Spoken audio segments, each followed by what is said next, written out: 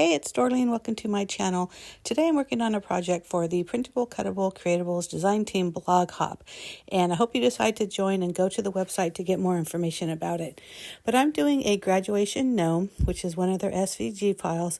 Now the pennant and the word congrats came from Cricut Design Space. And I was determined to do this graduation pennant. But I was also thinking it's going to be a cake topper. But as I'm playing around with it, I realized that the pennant width, I guess, makes it too long. And I really wanted to focus on the gnome.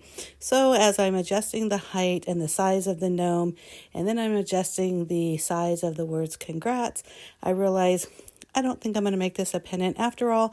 So in a minute, you're going to see me click on the pennant and then hit the trash can. However, I do need something for the word congrats to sit on, so I'm searching for the word ribbon, and I'm looking for something pretty simple, which I do find, so I go ahead and select that one and insert it into my canvas. And once it's on the canvas, I realize I like the style of that ribbon, but see how it's really wide? So if you hit the unlock button, which is the padlock, then you can adjust the width as well as length, things like that.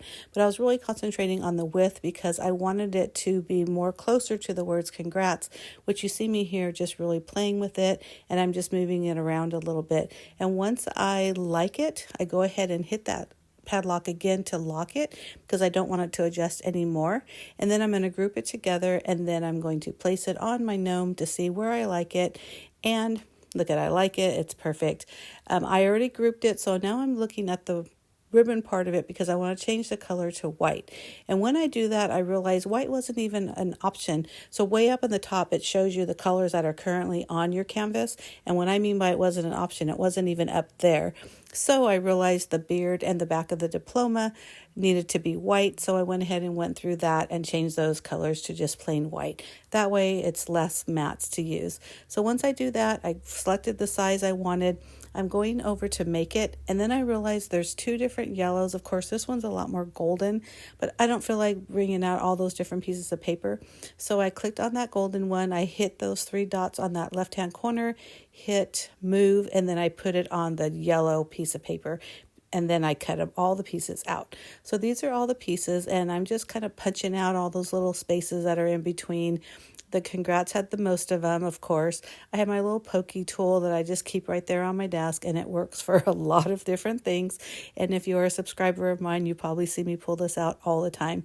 Another thing that I always like to do when I have multiple pieces like this, I layer everything. I put everything together before putting adhesive for two reasons. One is because I want to make sure that I know where to put these things once I do put adhesive on them.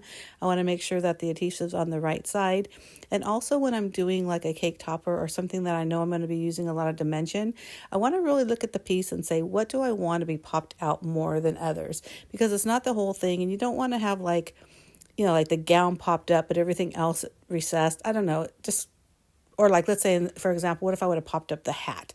That would have looked odd to me. But anyhow, so now I'm going to add adhesive to all the pieces. Some of them just straight liquid adhesive, and others are going to be with the foam adhesive. But I wanted to mention, I do have a blog post for this. It will be a link in the information box.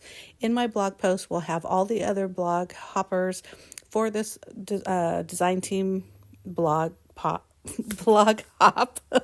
So I really want you to go check all of them out. Everybody has some great ideas.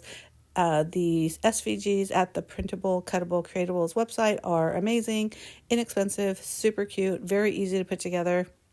And the nice thing is that most of them, or everyone that I've used, there's multiple cut files with each image, or images with cut files. I don't know how to say that, because she designs them so one way if you're using paper, another way if you're using vinyl, and sometimes a third way if you're using HTV.